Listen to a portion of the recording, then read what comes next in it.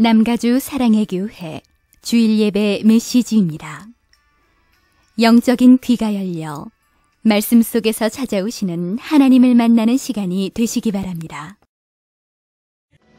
주님과 함께하는 이 고요한 시간, 주님의 보좌 앞에 내 마음을 쏟네.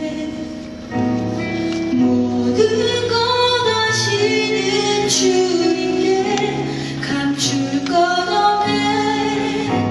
내 맘과 정성 다해 주 따라 나르라.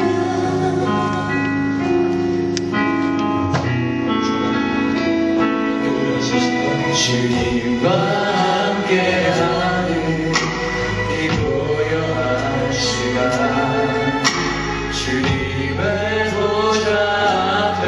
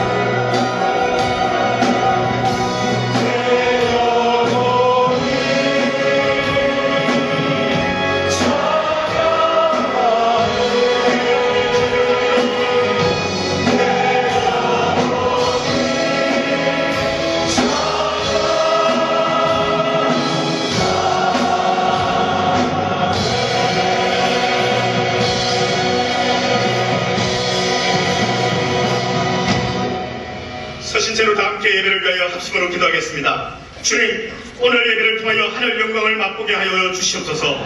김승호 목사님을 성령의 능력으로 붙들어 주시고 말씀에 기름 부어 주시옵소서. 함께 기도하시겠습니다.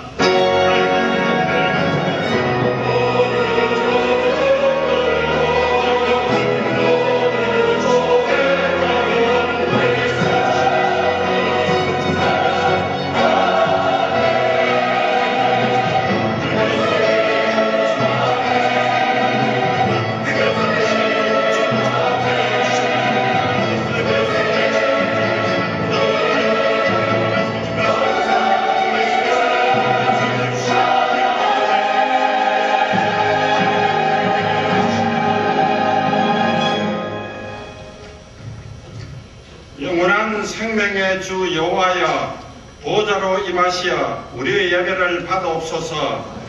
예수의 보혈의 피로 우리들 불쌍히 여겨 주시옵소서. 육신의 연약함과 인생의 무거운 짐들을 주님 앞에 올려놓습니다. 이 시간 예배를 통해 진리 안에서 응답해 주시옵소서. 남가주 사랑의 교회를 오늘까지 인도하시고 축복하신 성령님, 주님의 주권을 더욱 인정하며 순종하는 교회로 세워지게 하시옵소서. 김수홍 목사님의 영적 비전을 따라 모든 사역자님들, 장로님들, 평신도 지도자님들, 모든 간사님들 한마음이 되어 성령님이 기뻐하시고 온전한 뜻을 따라 아름다운 교회로 서게 하소서.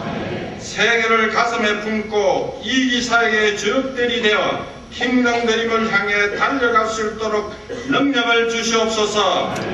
교육 성교관 리모델링 과정도 하느님을 사랑하시는 자, 그 뜻대로 부르심을 입은 자들에게 합하여 선을 이루시는 주님께 올려놓습니다. 우리들이 꿈나무들이 주님의 나라 확장을 위해 아름답게 키워지고 사용되게 하소서. 특히 시국 사역을 감당하고 계신 선교사 임바울 유니스님을 위해 기도합니다. 현지 사역자들의 화합과 영성, 각 지역 사역자들의 건강을 지켜주시고 마음껏 찬양하고 기도하며 훈련받을 수 있는 훈련센터를 예배해 주시옵소서. 이제 김송 담임 목사님 말씀을 통해 하느님의 음성을 듣고자 합니다. 영육간의 강건함을 주시고 갑절의 영감을 주시옵소서. 이제 가정의 달을 맞아 가정을 세워주신 주님의 사랑을 따라 아름다운 가정들로 변화되어 이웃과 세상을 변화시키는 자녀들이 다 되도록 축복해 주소서. 이 시간도 알게 모르게 예배를 수종드는 모든 봉사자들이 하늘의 소망과 상금을 향해 앞으로만 향해 달려가게 하소서. 찬양 속에 거하시는 하느님 아버지, 찬양대 찬양을 홀로 호명해 주시고 우리들에게는 한없는 은혜로 임하시옵소서. 모든 영광을 주님께 드리며 우리를 사망에서 새 생명으로 옮기신 예수님 이름으로 기도합니다. 아멘. 우리의 간절한 기도에 응답하시는 신실하신 하나님께 살아계신 성령님, 날 붙으소서.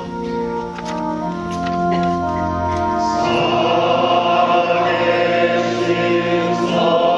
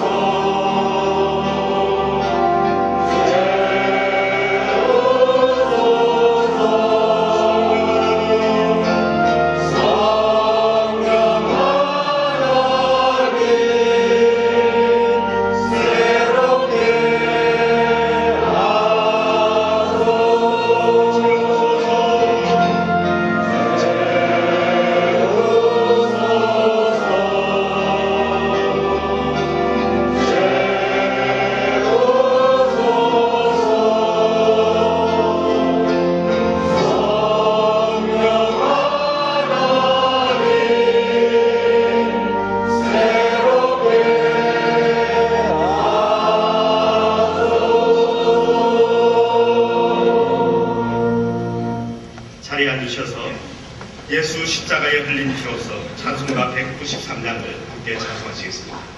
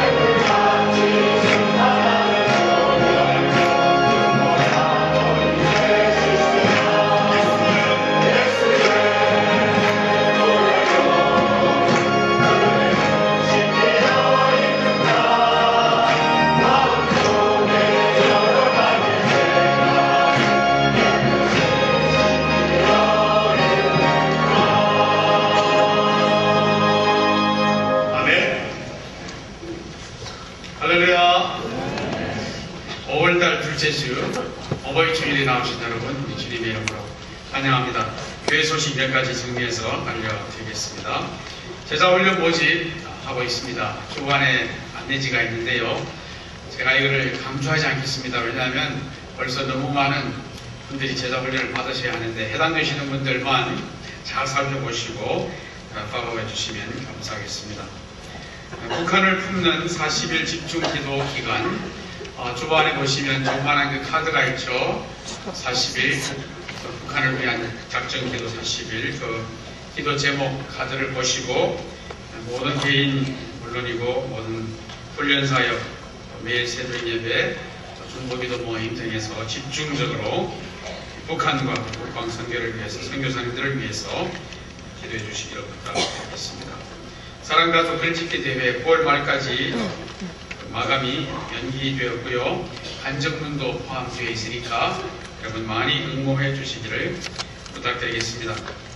6번 보시면요. 쉐키나 찬양팀과 함께하는 영아 유아부 부모를 위한 찬양 집회 많이 관심 가져주시고 또 참여해 주시면 감사하겠습니다. 제1차 사랑 패밀리 캠프는 마감이 끝이 났습니다. 다 꽉 찼어요. 오늘은 회비만 받는다고 하거든요. 더 이상 받아들일 수가 없습니다. 감사합니다. 이렇게 많이 공유해 주셔서. 대화 및 관계 훈련, 또 1일 큐티 훈련학교, 목요 철야기도, 음향세미나 중독 과정 개설 등 주보를 자세히 살펴보시고 해당되시는 분들 많이 신청 참여해 주시면 감사하겠습니다. 오늘 오전 11시에 체육관에서 한우고등부 가정살리기 전도 집회가 있습니다. 부모님들과 자녀들이 함께하는 예배인데요. 많이 또 참여해 주시면 감사하겠습니다. 11월 달에 대통령 선거가 있잖아요. 그 대선을 위해서 유권자 등록 도우미들이 도착했습니다. 1.5세 우리 한인단체에서 나왔는데요. 여러분 많이 또 유권자 등록 부탁드리고요. 본국 지금 제가 커뮤니티 소식 2번 보고 있습니다. 본국 대통령 초청 영어봉사 장학생 모집.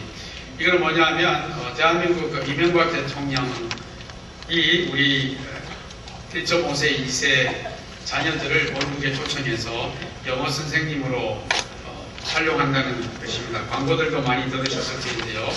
대학교 2학년 마쳐야 되고 한국에 가는 오는 그 항공료 다 제공하고 숙박 모든 거 제공하고 월급까지 줍니다. 150만 원, 적어도 150만 원. 대한민국 본국에서 정부에서 진행하는 이 프로그램이 있는데요. 자세한 안내는 저한테 보시면 해드리도록 하겠습니다. 이번 주에도 축하할 가정들이 많이 있습니다. 결혼, 출산 우리 엄일국 목사님 어제 저녁에 또 따님을 또 얻으셨고요. 개업하신 가정도 있고 우리 주님의 이름으로 축하드립니다. 소천 한 가정이 있는데요. 유진욱 목사님 부친께서 한국에서 한 2시간 전에 소천하셨다고 제가 연락을 받았습니다. 우리 축하할 가정들도 축하해 주시고 유진욱 목사님은 또 많이 여러분 위로해 주시기를 부탁드립니다. 2부 예배에 처음 나오신 분들 혹은 저희 교회 방문하시는 분들 계시면 감사합니다. 예배 마치고 나가실 때 본당 바로 맞은편에 새가족 환영실이 있습니다. 여기 적어주시면 저희들이 여러분 따뜻이 환영하고 선물도 드리고 교회를 잘 안내해 드리도록 하겠습니다. 이제 2부 찬양대 그리고 사랑 오케스트라가 어머님의 기도라는 제목으로 찬양을 올려드리겠습니다.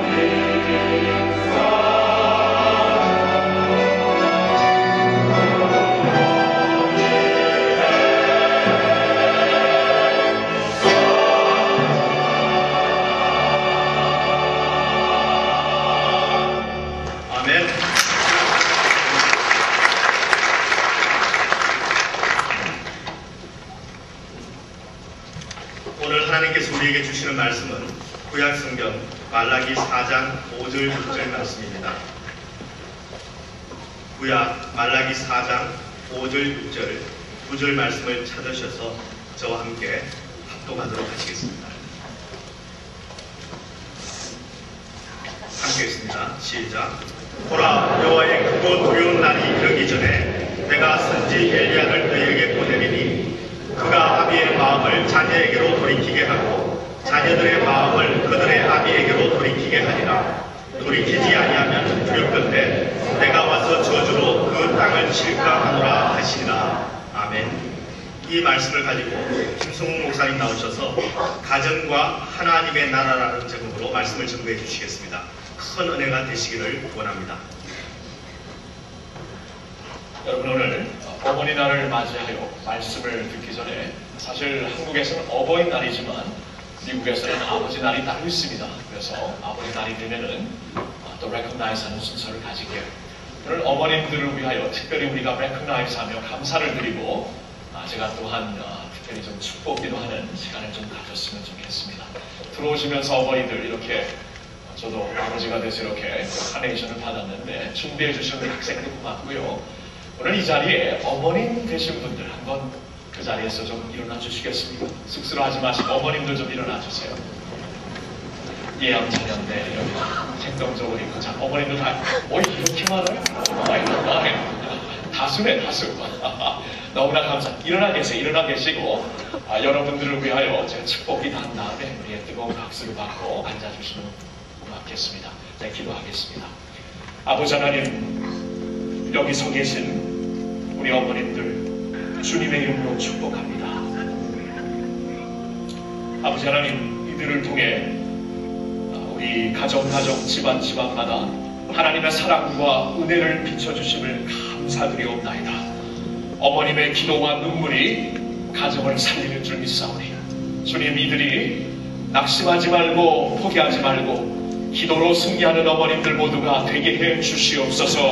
어떤 어려움과 아픔이 있을지라도 하나님의 은혜를 앞장서하는 어머님들이 되어 그 은혜로 가정을 살리고 모두 다 하나님 앞에 세워드릴 수 있는 귀한 어머님들로 주님 축복하여 주시옵소서. 이들의 사랑 헌신 감사드리오며 우리 주 예수님의 이름으로 간절히 기도하옵나이다. 아멘. 감사합니다. 우리 축복의 박수.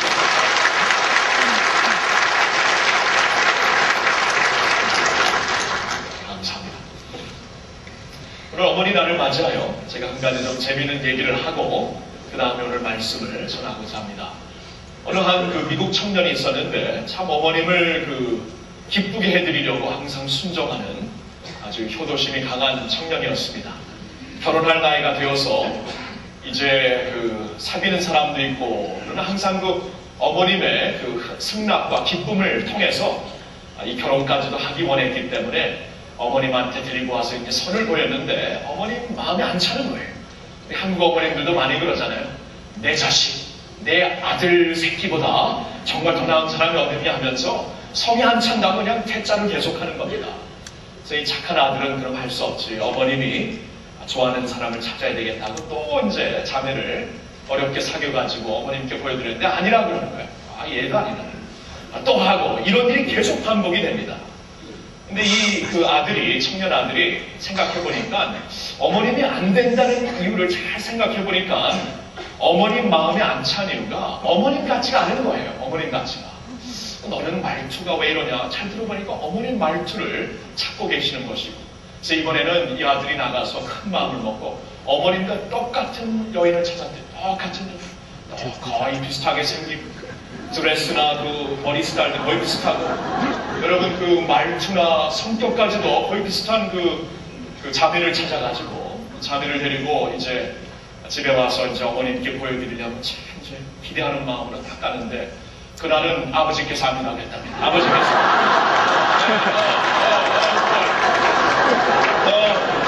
너무했습니다.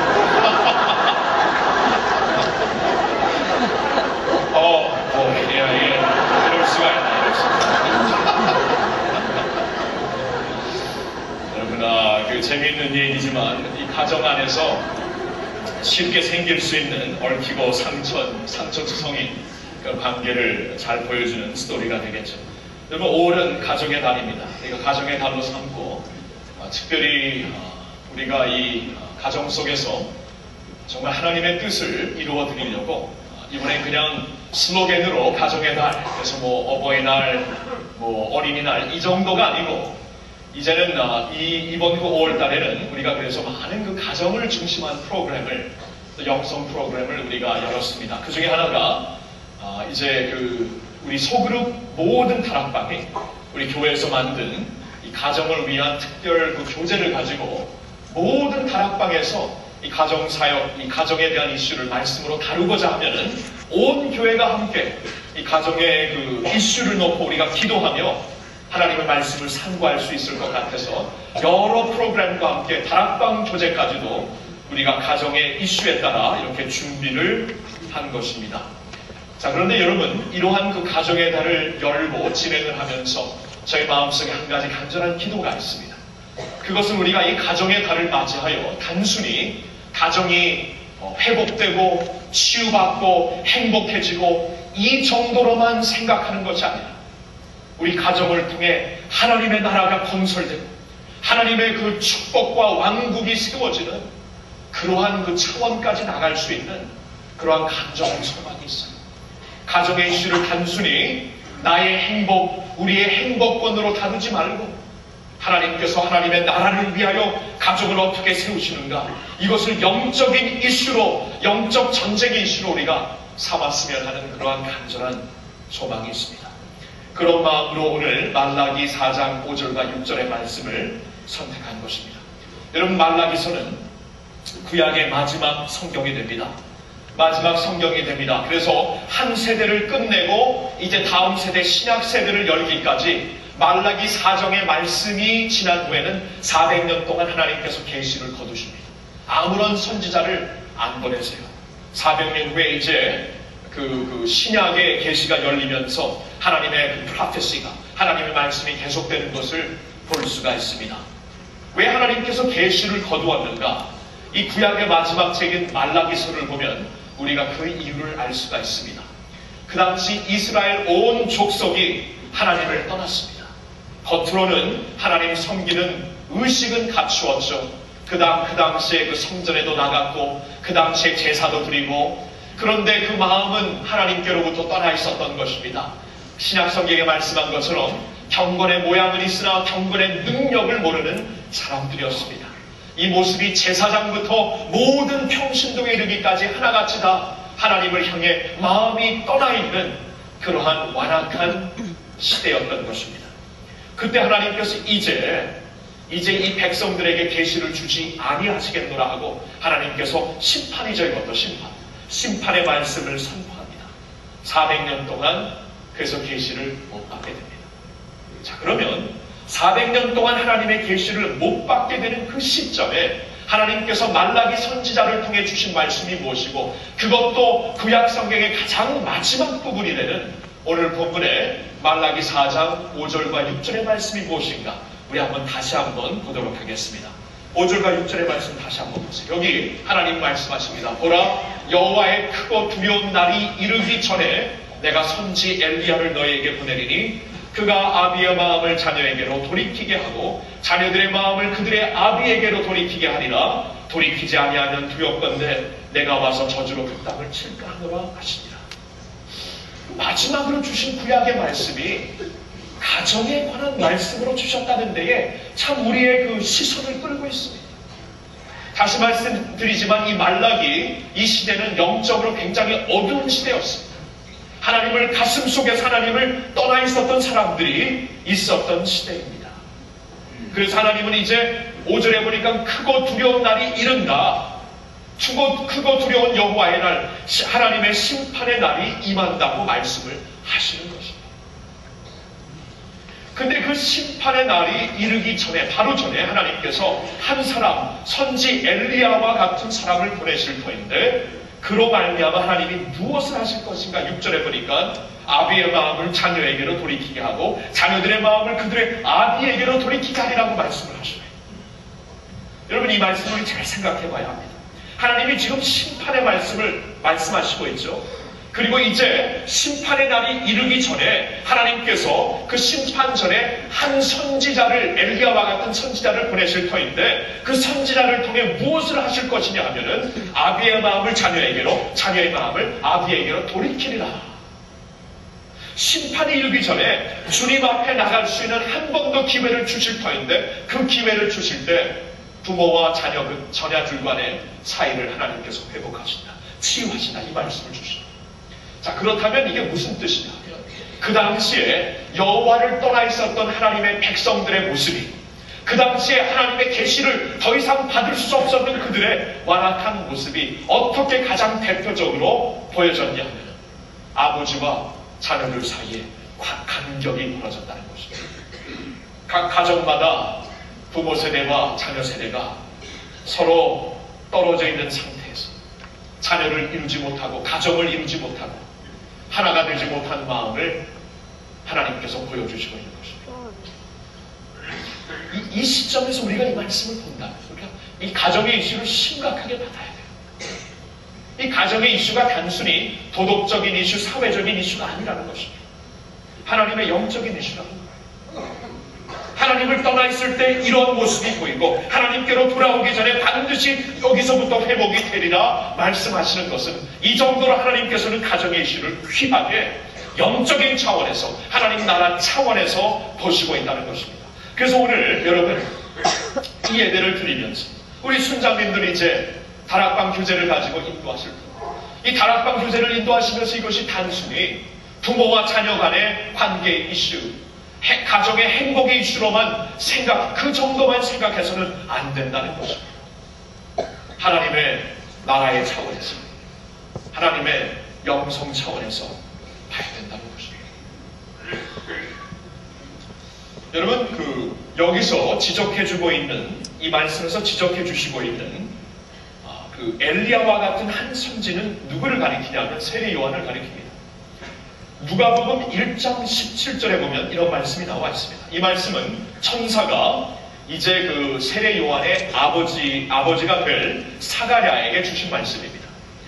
그가 사가랴에게 이렇게 말합니다. 그는 또한 엘리야의 심령과, 그 아들을 가리켜 말하는데, 그는 또한 엘리야의 심령과 능력을 가지고 주의 선구자로 먼저 와서 부모의 마음을 자녀에게로 돌아오게 하고 거역하는 자들을 의인의 지혜의 길로 돌아서게 해서 백성으로 하여금 주님을 맞이할 준비를 갖추게 할 것이다. 세례 요한이 예수님의 길을 준비하지 않습니까? 그렇죠? 회개하라, 하나님의 나라가 가까웠느니라, 천국이 가까웠느니라. 천국, 하나님의 나라를 이제 이끌고 오실 예수님을 맞이하기 위해 회개의 메시지를 외쳤던 세례 요한이 아닙니까? 그렇죠? 그래서 세례 요한을 통해 하나님께서 엘리야에게 주셨던 메시지를 그에게 주시고 엘리야에게 주셨던 능력을 그에게 주셔서 세례 요한으로 말미암아 예수 그리스도를 맞이할 백성들을 심령속에 준비하게 하리라고 하나님께서 말씀하십니다. 근데 그 세례 요한이 무엇을 합니까? 오늘 말라기에서 4장 6절 말씀으로 연결이 되잖아요. 그는 엘리야의 능력과 스피릿으로 와서 아버지들을 자녀에게로 회복할 것이고 사람들을 진리로 돌이켜서 주님을 맞이할 사람들로 준비시킬 것이다. 이것이 세례 요한의 성전이라는 말씀입니다. 자, 그렇다면 보세요. 우리가 예수님을 맞이하여서 하나님의 나라, 천국, 하나님의 왕국을 맞이하는 하나님의 백성들이 되는 과정 가운데 반드시 무너진 가정의 재단, 갈라진 부모와 자녀와의 관계를 주님의 능력으로 회복하시겠다는 말씀입니다. 여러분, 그래서 이 가정의 이슈는 영적인 이슈, 영적 전쟁의 이슈입니다. 이 가정의 이슈를 우리가 단순히 다시 말씀드리지만 윤리적으로, 사회적으로 생각하면 아니에요. 그건 하나님의 말씀이 가르쳐 주시는 깊은 가르침이 아닙니다. 가정의 이슈는 영적 전쟁의 이슈라는 거예요. 하나님의 나라가 오느냐 못 오느냐, 하나님의 계시가 있느냐 없느냐, 하나님의 브레이크루가 있느냐 없느냐가 가정에서 부모와 자녀들 이 마음이 회복되는 것과 연결시켜 주시는 것을 볼 때 이것이 얼마나 중대한 이슈라는 것을 우리가 알아야 됩니다. 여러분, 작년에 창세기 강해 설교를 하면서 이 원칙을 우리가 명확히 볼 수가 있었죠. 하나님은 아브라함을 선택하셔서 아브라함을 통해 이삭에게, 이삭을 통해 야곱에게, 야곱을 통해 그 12자녀들에게 하나님의 축복과 은혜를 계속 전수시켜서 하나님의 나라를 펼쳐가는 것을 말씀해 주시고 있습니다.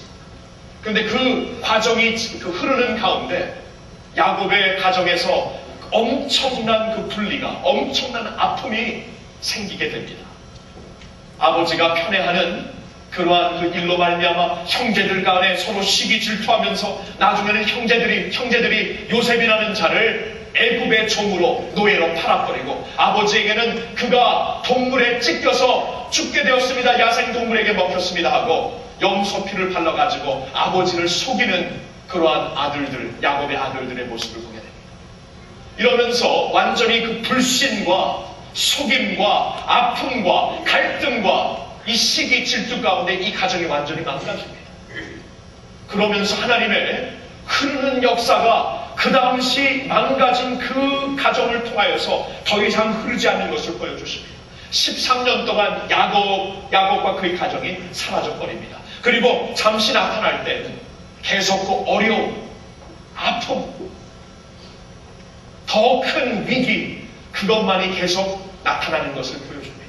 근데 이게 언제 끝나냐 하면은 요셉이 나중에 애굽의 총리가 되어서 형들과 아버지를 불러가지고 하나님의 주시는 마음으로 용서와 화해의 그 은혜의 길을 마련하였을 때 하나님의 은혜 가운데 화해와 용서가 이루어지고 아버지와 자식들이 같이 하나가 되며 아버지 야곱을 통해 12 자식들이 축복 기도를 받았을 때 하나님께서 원래 가지셨던 디자인 12 자녀들을 통해 12 지파를 이루고 하나님의 나라를 번성시키는 것이 그때야 비로소 계속해서 흐르게 됩니다.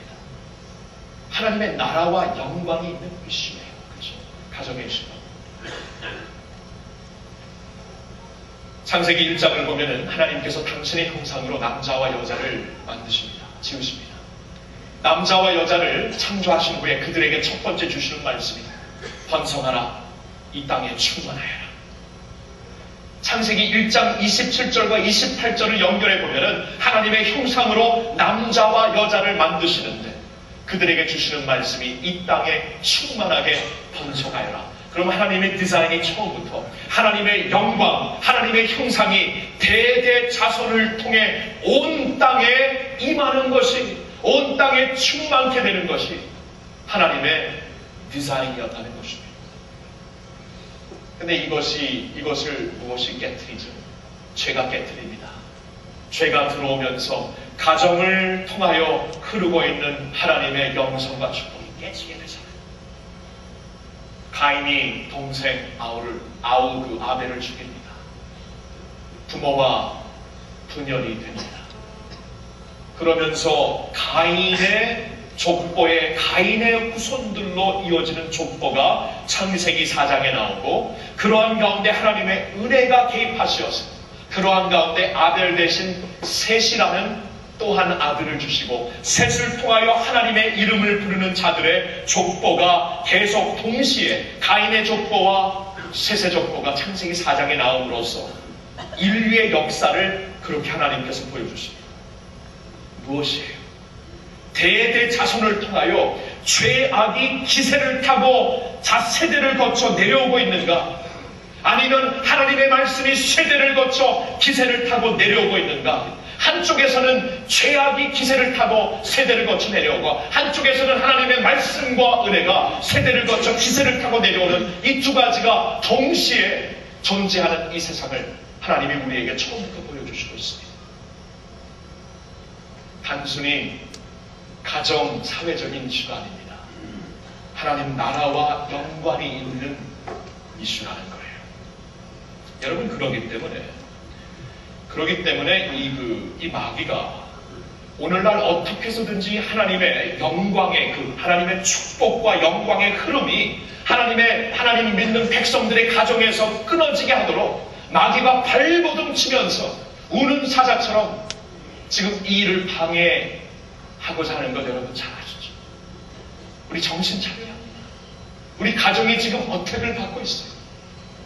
우리가 훈련을 받고 무장하고 평신도 지도자로 세우고 심지어는 목회자로 세워졌다고 해서 우리 모든 것이 보장된 것이 아닙니다. 아무리 그렇게 세워졌을지라도 마귀가 이 가정만 끊으면은 기세를 타고 내려오는 하나님의 영광과 능력을 막을 수 있기 때문에 어떻게 해서든지 아버지와 자식들 사이를 벌어지게 합니다. 이 축복의 흐름으로 내려오는 하나님의 말씀과 계시 못 받게 하려고 지금 마귀가 날뛰고 있다는 거예요. 우리 정신 차려야 돼요. 믿음으로 이 일을 바로 다룰 수 있어야 합니다. 우리의 힘으로 할 수 없습니다. 성령님의 능력이 필요해요. 그래서 오늘 감사한 것은 오늘 어버이 주일이면서 동시에 성령 강림 주일이라는 것을 아시나요? 성령께서 그 오순절 다락방에 임하신 그날을 오늘 우리가 맞이하고 있는 것입니다. 가정의 날과 성령 강림 주일 반드시 같이 가야 합니다. 영적 전쟁이기 때문에 우리의 힘으로 감당할 수 없습니다. 성령님이 우리 가정에 개입하셔서 성령의 능력과 성령의 역사로 우리 가정을 살려주실 수 있기를 주님의 이름으로 축원하며 기원합니다. 성령님이 개입하셔야 돼요. 자, 성령님께 이제 우리 가정을 그래서 올려드리기를 원합니다. 하나님의 나라를 위해 이것은 반드시 필요합니다. 주님의 능력과 영권을 알며 하나님 나라에 임하지 백성들이 되기 위해 이것처럼 중요한 것이 없습니다. 성령님께 이제 모든 것을 올려드리며 성령님의 도우심 가운데 우리가 구체적으로 이제 반드시 깨달아야 될 것 몇 가지를 말씀드리고 싶습니다. 하나님의 영광과 은혜와 축복이 흐르기 위하여 우리 가정에서도 반드시 보이고 흘러야 되는, 세대를 거쳐 흘러야 되는 그 역사가 무엇인가 세 가지로 말씀드립니다. 첫째로 율법이 아닌 은혜로 흐르는 역사가 있어야만 합니다. 율법이 아닌 은혜로 흐르는 역사가 있어야 해요. 오늘 말씀을 보아도 여러분 사실 지금 이 당시에 모든 백성들 온 나라가 하나님을 떠나고 떠난 상태였지만 말라기 선지를 통해 하나님께서 주시는 말씀은 은혜가 담겨 있습니다. 사람들이 하나님을 떠났기 때문에 하나님의 심판으로 그들에게 임하는 것은 하나님께서 당연히 하셔야 되는 일이지만 심판 가운데서도 하나님의 은혜가 역사하고 있음을 보세요. 크고 두려운 날이 이르기 전에 한 선지자를 보낼 것이라고 약속하십니다. 그 한 선지자로 말미암아 가정이 회복되고 마음들이 주님께로 다시 돌아오게 될 것이라고 말씀을 하십니다. 이러한 하나님의 페이버를, 은혜를 받기에 전혀 합당치 않았던 백성들에게 하나님께서 은혜의 얼굴의 광채를 비추시고 있는 것입니다. 은혜로 역사하시겠다는 겁니다. 여러분, 은혜로 역사한다는 게 무슨 뜻입니까? 용서하신다는 것이죠. 용서하신다는 것이죠. 그리고 다시 한번 기회를 주신다는 것이죠. 현주소를 보며 우리를 책망하는 게 아니라, 우리를 버리는 게 아니라 하나님의 은혜가 주는 가능성을 보고 가능성의 소망을 갖고 또 한 번의 기회를 주시고 용서하시고 우리를 다시 한번 받아주신다는 게 은혜가 아닙니까? 은혜란 내가 먼저 낮아지고 죽어지는 것을 뜻합니다. 왜냐하면 은혜를 갖고 오신 하나님의 아들 예수 그리스도께서 우리를 위하여 무릎을 꿇고 나 같은 죄인의 발을 씻어주시고 나를 위해 죽으셨거든요. 은혜란 내가 먼저 죽고 낮아지는 것입니다. 하나님의 백성들의 가정에서 이 역사가 있어요. 은혜가 있어야 돼요. 너그러움과 용서가 있어야 합니다. 세컨 찬스를 주시는 하나님의 은혜를 내가 힘입어 세컨 찬스를 또 줘야 합니다. 또 한 번의 기회를 줄 수 있어야 합니다. 막달라 마리아가 한때는 7 귀신이 들렸던 자였고 몸을 파는 자였지만 예수님은 막달라 마리아를 현주소로만 보지 않으셨습니다. 막달라 마리아가 어떻게 은혜로 변할 것인가 그 가능성을 미리 보시고 가능성을 갖고 그 여인을 주님께서 받아주시지 않습니까? 나중에 그가 변하여 어떻게 됩니까? 예수님의 부활을 처음으로 목격하는 주님의 종이 되지 않습니까? 주님께서는 항상 은혜로 가능성을 보시며 우리에게 은혜를 베푸신다는 것입니다. 여러분, 용서할 분이 있습니까? 가정에서 용서하실 분이 있어요? 교회에서 용서하실 분이 있어요? 용서하세요. 주님께서 훨씬 더 큰 죄악도 용서하셨습니다. 용서를 하셔야 여러분 다음 단계로 나갈 수가 있습니다. 용서를 못하면 꽉 막힌 담을 끊을 수가, 더 이상 나갈 수가 없습니다. 용서를 통해서 우리가 참 되어야 합니다. 제가 이렇게 설교를 전할 때마다 그 하나님의 기름 부으심과 역사가 반드시 있어야 되거든요. 아니면 그냥 입에서 울리는, 입으로 울리는 꽹과리가 되겠죠. 하나님의 기름 부으심과 흐름의 역사가 있어야 되는데, 그러기 위해 꼭 필요한 것이 몇 가지인데 그 중에 하나가 용서하는 마음이더라고요. 용서하는 마음. 여러분, 저도 헐트 받을 때 참 많아요. 보시다시피 얼굴에 이렇게 환하고 마음은 바다같이 넓지만 이 바다 같은 마음에도 계속 돌을 던지면 아파요. 아파. 요동이 생깁니다. 근데 그 아픔 때문에 용서하지 못할 때 응어리가 생깁니다. 응어리입니까? 어머니입니까? 응어리죠. 어머니는 사투리 같네. 하여튼 응어리가 생깁니다. 응어리가 생기면 이게 완악해져 갖고 흐름에, 그러니까 하나님의 주님의 기름 부으신 흐름을 막더라고요. 꽉 막아버려요. 그래서 그 막힌 답을 가지고 아무리 말씀을 전하려고 해도 너무 힘들어요. 반드시 하나님께서 먼저 구하는 것이 용서하는 것이다. 주님의 은혜로 내 힘으로 할 수 없으니 주님의 힘으로 다 용서하고 품고 가는 것이다. 그래야만 주님께서 freely 이렇게 흐르시면서 역사하신다. 예수님의 말씀이 기억납니까? 하나님의 성전에 제사 번제물을 가지고 오려다가 갑자기 화해해야 되는 형제와의 관계가 기억나거든. 번제물 다시 돌아가 형제와 화해한 다음에 그 다음에 와서 제사물을 드려라. 왜 그런 말씀을 하십니까? 하나님께 예배를 드릴 때 하나님께서 은혜의 흐름으로 기름 부으심으로 우리에게 역사하시기를 원하는데 그 응어리가 막혀있으면 못 간다는 거예요. 여러분, 그래서 우리도 용서해야 돼요. 주님의 마음을 용서해야 돼요. 내가 하지 못하면 성령님께 의지하세요. 성령님, 내 마음을 바꿔달라. 예수님의 마음을 주시어서 용서할 수 있는 마음을 달라. 여러분, 강구하셔야 됩니다. 특별히 부모님들에게 드릴 말씀이 있습니다. 흐름이라는 것은 높은 데서 낮은 곳으로 흐르기 때문에 특별히 부모 세대에게 드릴 말씀이 있습니다. 성경을 보니까 아비들아, 네 자녀들을 노엽게 하지 말라고 에베소서 6장 4절에 말씀하십니다. 그리고 부모에게 자녀들을 경록케 하지 말라고 골로새서 3장 21절에 말씀하십니다. 왜 자녀들이 경록케 되며 노엽게 됩니까? 우리가 율법주의로 스콜 카드를 놓고 계속 점수를 매기면서 이것을 해야 된다, 이것을 위하여서 내가 푸시하고 막 그냥 밀어버리고 하니까 자녀들이 노엽게 되는 것이죠. 훈련하지 말라, 훈계하지 말라는 뜻이 아닙니다. 훈련해야죠, 훈계해야죠. 말씀이 그렇게 가르칩니다. 그러나 훈련과 훈계하는 가운데 품을 수 있는 은혜의 컨텍스트에서 품을 수 있는 마음으로 실족할 때 다시 세워줄 수 있는 너그러운 마음으로 넘어졌을 때 용서하고 다시 은혜의 가능성을 그 자녀들에게 보여주며 축복하며 그들을 일으키는 부모로서 자녀들을 키우라고 말씀을 하시는 것입니다. 왜 하나님의 은혜의 흐름이 요사이 가정에 그쳤습니다. 은혜가 없어서 그렇습니다.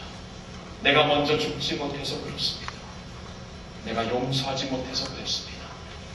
간절히 원하옵기는 우리 성령님께서 오늘 이 예배를 통해 여러분들 심령 가정을 만져주시사 성령님이 주시는 너그러운 마음으로 용서와 은혜의 강물이 여러분 가정에 흐르기를 예수님의 이름으로 축원합니다. 두 번째로, 가정에는 또한 성공이 아닌 성품으로 흐르는 역사가 있어야 합니다. 성공이 아닌 성품으로 흐르는 역사가 있어야 합니다. 잠언 22장 6절에 보니까 마땅히 행할 길을 아이에게 가르치라. 그리하면 늙어도 그것을 떠나지 아니하리라. 여러분, 이 말씀이 뭡니까? 마땅히 행할 길을 자녀에게 가르치면은 그가 늙어도 그것을 떠나지 아니하리라. 성품을 말하는 겁니다. 성품이 형성되면은 좌로나 우로나 치우치지 아니한다는 것이죠. 오늘날 성공주의에 완전히 빠져있는 세상에 우리가 살고 있습니다. 우리 자식들에게 너 성공해야 된다. 어려서부터 과외를 시키며 엄청 프레셔를 주며 어려서부터 뭐 CEO 준비를 시키고 변환 준비를 다 합니다. 그렇죠? 성공주의에 빠져 있어요. 근데 성경에서는 성공이 아니라 성품이라고 합니다. 그리고 성품이 형성되어야 진정한 의미에서 성공이 있다고 말씀을 해주세요. 여러분이 자녀에게 가르치면은 늙어서도 그것을 떠나지 아니하리라. 이 말씀을 생각하면서 떠오르는 인물이 하나 있어요. 모세입니다. 여러분, 모세는 정말 그 애굽의 세속적인 환경에서 자랐습니다. 우상을 숭배하는 그러한 환경에서 자랐습니다. 세상에 정말 세속물에 젖을 수 있는 그러한 정말 아이디얼한 환경에서 자랐습니다. 그러나 하나님의 섭리 가운데 바로의 공주 밑에서 자랐지만 사실 원래 그의 어머님 밑에서 어머님을 그냥 유모로 삼아가지고 하나님의 섭리 가운데 어머님 밑에서 말씀을 공부하며 하나님의 말씀으로 그의 그 성품이 형성되는 그러한 어린 시절이 있지 않았습니다. 그래서 모세는 나중에 커서 이렇게 되었다고 히브리서 11장에 말씀해주고 있습니다. 믿음으로 모세는 장성하여 바로의 공주의 아들이라 칭함을 거절하고 세상의 부귀 영화를 거절할 수 있는 성품이 그에게 있었다는 것입니다. 도리어 하나님의 백성과 함께 고난받기를 잠시 죄악의 낙을 누리는 것보다 더 좋아하고 잠시적인 쾌락보다는 하나님의 나라를 위하여서 고난을 선택할 수 있는 성품이 그에게 있었다는 것입니다. 그리스도를 위하여 받는 능력을 애굽의 모든 보화보다 더 큰 재물로 여겼으니 이는 상 주심을 바라봅니다. 이 세상에서 받을 수 있는 그 어떤 상보다도 위대한 하늘의 상을 바라보면서 그 하늘의 상을 향하여서 추진할 수 있는 성품이 그에게 주어졌다는 거예요. 어려서부터 말씀으로 키워진 그의 성품. 나중에 연단의 과정을 거쳐서 이러한 성품으로 하나님 앞에 쓰임을 받았다는 것입니다. 성품을 위해서. 1996년부터 2007년까지 저의 마이 팀인 뉴욕 양키스 감독이었던 조 토레 감독은 여러분 프로야구 세계에서 가장 유명한 감독이에요. 가장 유명하고 챔피언십을 6년 사이에 4번 이겼고 대단한 분인데 작년에 그분이 또 플레이오프에서 탈락하고 그 퍼스트 라운드에서 탈락하고 이런 말을 하는 걸 제가 들었어요. 인터뷰에서. 너무나 허전합니다. 챔피언으로 존재하는 것이 영원히 갈 것만 같은데 그렇지 않은 현실 앞에서 너무나 허전합니다. 지금은 다저스로 왔어요. LA 다저스. 여러분 괜히 좋아하지 마세요. 허전만 있습니다. 허전. 이 세상에서 아무리 성공하는 것 허전해요. 허전해. 하나님은 성품을 주라고 말씀하세요. 성품. 우리 자녀들에게 성품을 가르쳐요. 사도 바울이 그의 임종이 가까웠을 때 사랑하는 그의 영적 아들 디모데에게 이런 말을 합니다. 내가 선한 싸움을 싸우고 나의 달려갈 길을 마치고 믿음을 지켰으니 이제부로는 나를 위하여 의의 면류관이 예비되었다. 여러분 사도 바울이 이제 하나님 앞에 서게 될 것을 이제 막 깨닫고 그는 뭐라고 합니까? 내가 선한 싸움을 싸웠다. 싸워서 이긴 것이 중요한 게 아니라 이 선한 싸움을 계속 싸운 것이 중요했다고 그는 말합니다. 내가 달려갈 길을 마쳤다. 1등으로 골인했다. 이게 중요한 게 아니라 내가 끝까지 꾸준히 이 경주를 마쳤다. 이것이 중요하다고 말씀합니다. 믿음을 지켰다. 믿음을 통해 엄청난 결과를 다루고 모든 세상 사람들이 정말 흠모할 그러한 결과를 다룬 믿음을 가리키는 게 아니라 단순히 믿음을 끝까지 지켰다. 어떤 상황에도 믿음을 지켰다. 성품을 가리킵니다.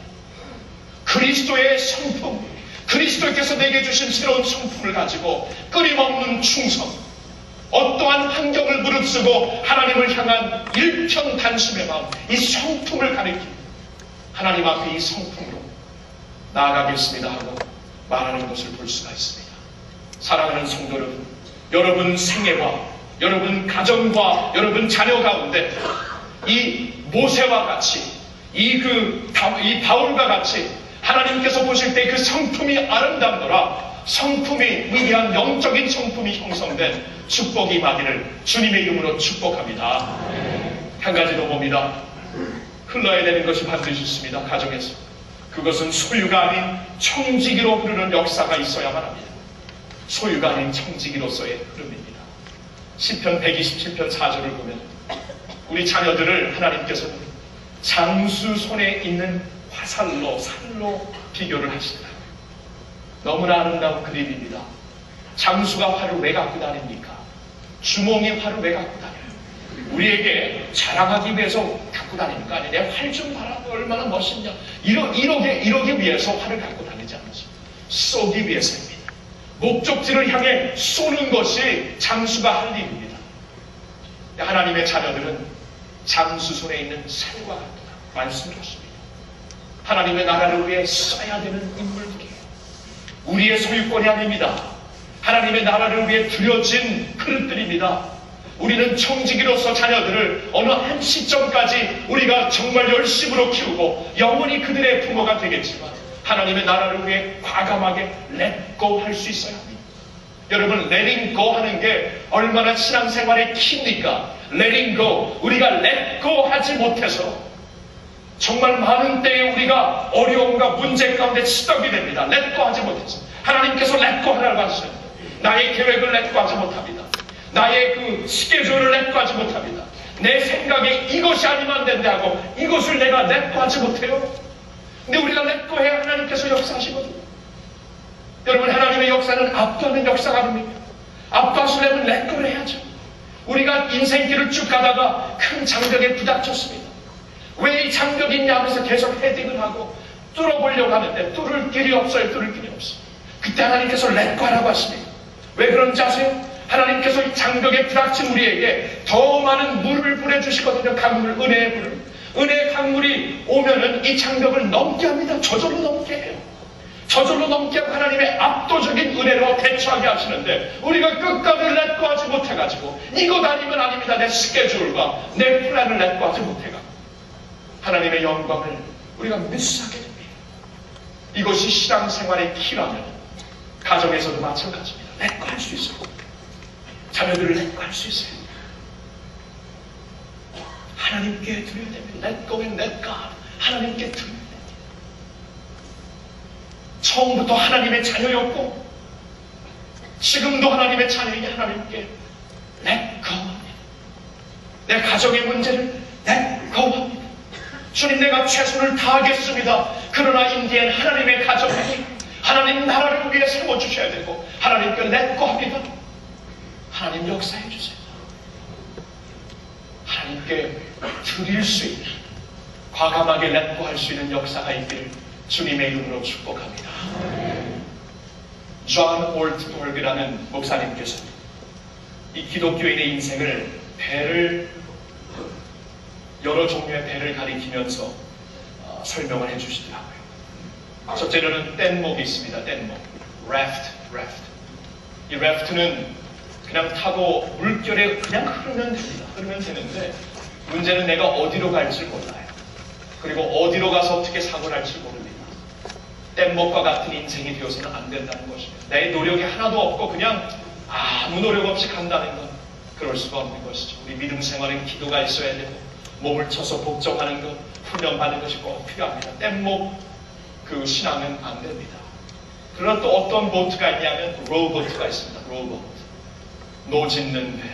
노짓는 배는 내 힘으로 가는 배입니다. 내 힘으로 가기 때문에 내가 열심히 노를 지으면 지는 대로 갈 수가 있어요. 문제는 한계점이죠. 내 힘이 한계가 있기 때문에 내가 갈 수 있는 길도 한계가 있다는 겁니다.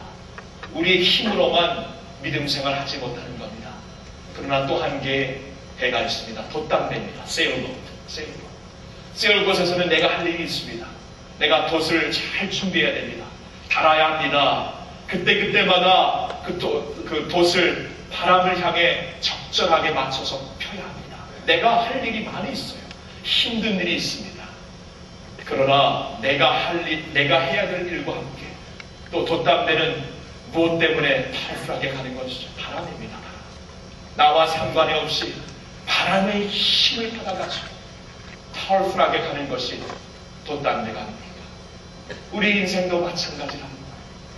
우리가 할 일을 다 하고 마지막으로는 성령님을 향해 마음을 활짝 열고 우리의 믿음의 돛을 활짝 피는 성령님의 바람이 와서 우리를 파워풀하게 당신의 영광을 위하여 인도하신다는 것입니다. 사랑하는 성도 여러분, 오늘 성령 강림 주일과 가정의 날을 같이 맞이하게 됩니다.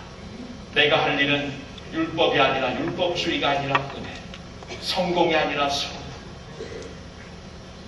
그리고 나의 그 소유권이 아니라 청지기로서 사는 그 모습을 하나님께 드려야 되고, 내가 이 일을 주님 앞에 드릴 때 하나님께서 기쁨을 가지고 우리에게 성령의 바람을 주사 내가 뚫을 수 없는 가정의 문제, 내가 돌파할 수 없는 자녀의 문제, 내가 정말 인간의 힘으로 이룰 수 없는 가정의 영성을 성령님의 능력으로 이루실 줄로 믿습니다. 축복합니다. 한번 기도하겠습니다. 이 시간에 여러분 성도님들, 여러분 가정의 이슈 중에 정말 하나님께서 부르셔야 합니다.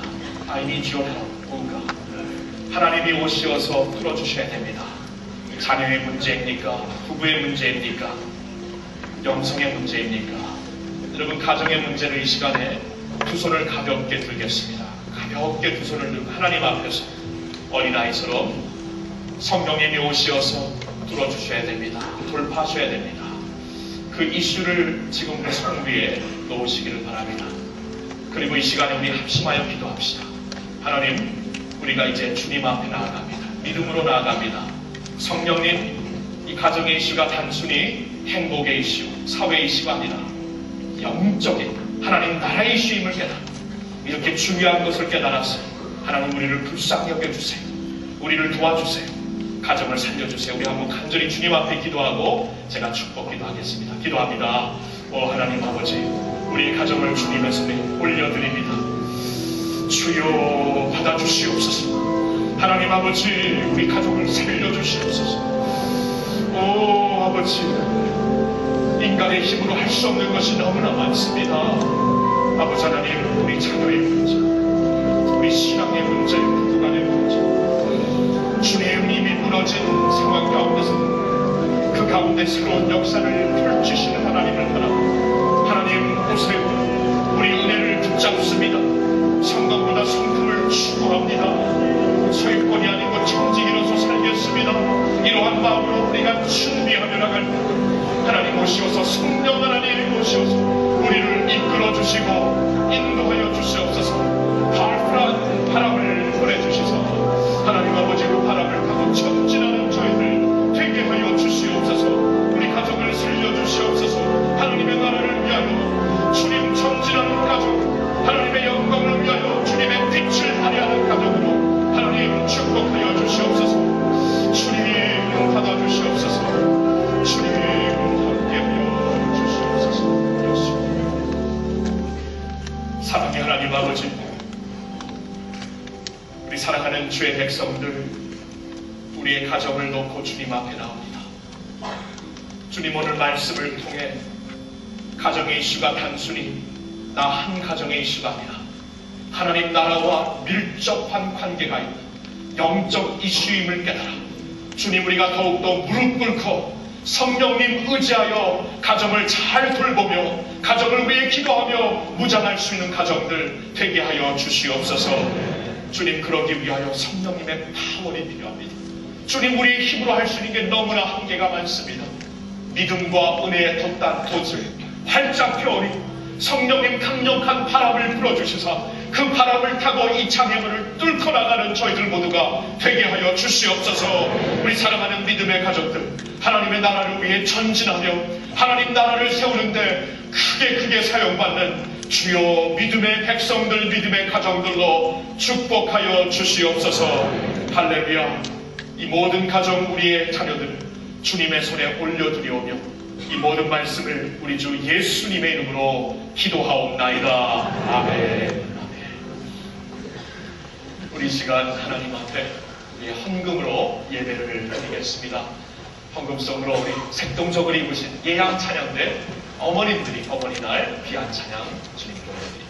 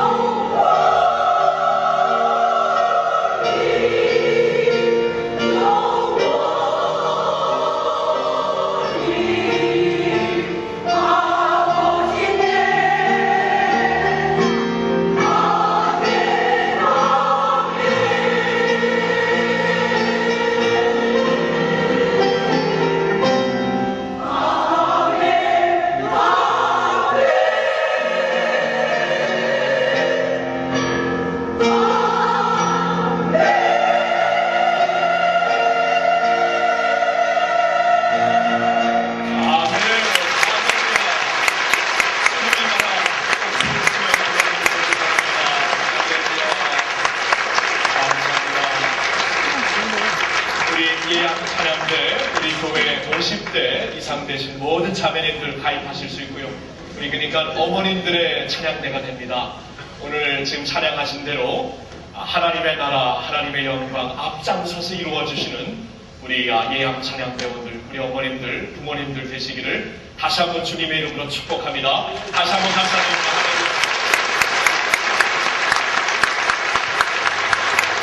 우리 시간 다 같이 일어나서 보소서 주님, 우리 가정을 주님의 나라를 위해 드리는 이 시간, 보소서 주님, 내 마음속엔 선한 것 하나도 없습니다.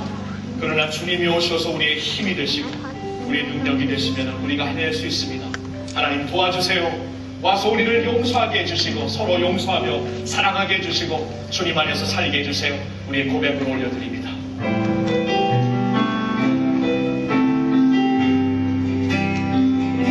오소서 주님, 나의 마음을